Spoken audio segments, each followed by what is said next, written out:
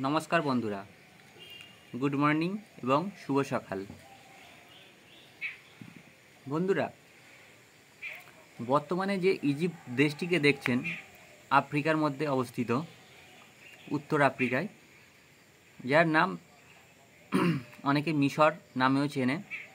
তাই দেশটিকে ইজিপ্ট বা মিশর দুটি নামেই আমরা ভারতীয়রা চিনি এবং পৃথিবীও চেনে। এই মিশরের যে উন্নতি,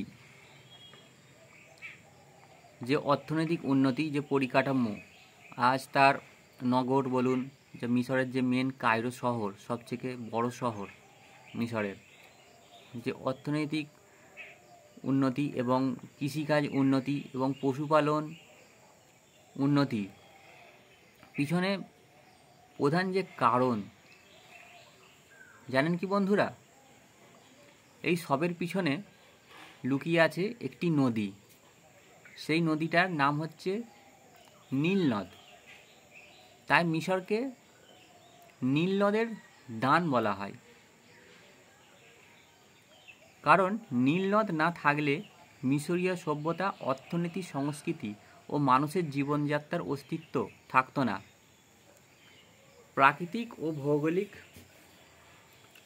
ভূমিকার দিক থেকে মিশর হচ্ছে সাহারা মরুভূমিতে অবস্থিত। এখানে বৃষ্টিপাত খুবই কম, যে কারণে চাষবাস অসম্ভব হতো। নীল নদ তার বার্ষিক বন্যার মাধ্যমে নদীর দুই উপকূলে বা পাড়ে উর্বর পলি জমা করে, ফলে সেখানে সারা বছর কৃষিকাজ চলে এবং প্রচুর বৃষ্টিপাত হয়। অর্থনৈতিক অবদান কৃষিকাজ করে, পশুপালন, জল সরবরাহ এবং মাছ সংগ্রহ প্রধান উৎস হচ্ছে এই নীল নদ। ভরপুর ফসল উৎপাদন, খাদ্য ও পানীয় জলের সুবিধা এবং নৌ পরিবহনের ব্যবস্থাও সবই নীল নদের উপর বর্তমানে চালিত। আধুনিক যুগে নীল নদ দ্বারা জলসেচ, জলবিদ্যুৎ, বাঁধ নির্মাণ সম্ভব হয়েছে। সভ্যতা, সংস্কৃতি ও ধর্ম, মিশরীয় সভ্যতার নগর, পিরামিড, রাজপ্রাসাদ, কৃষিক্ষেত্র সব কিছুই নীল নদের উপরে বিকশিত হয়েছে। মিশরীয় ধর্ম, পুরাণ ও দেবদেবীদের কাহিনীতে নীল নদ কেন্দ্রীয় স্থান দখল করে আছে। এ নদকে জীবনের নদ বলা হয়। নীল নদের উপরই মিশরীয়দের পতাকা, সাহিত্য, সঙ্গীত ও সংস্কৃতি গড়ে ওঠে। পরিবহন ও যোগাযোগের মাধ্যমের প্রধান কিন্তু নীল নদী।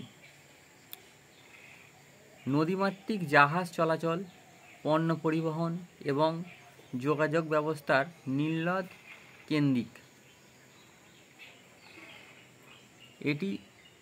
এটি শুধু নদী নয়, এটি হচ্ছে মিশরের প্রাণ এবং সভ্যতার মূল ভিত্তি।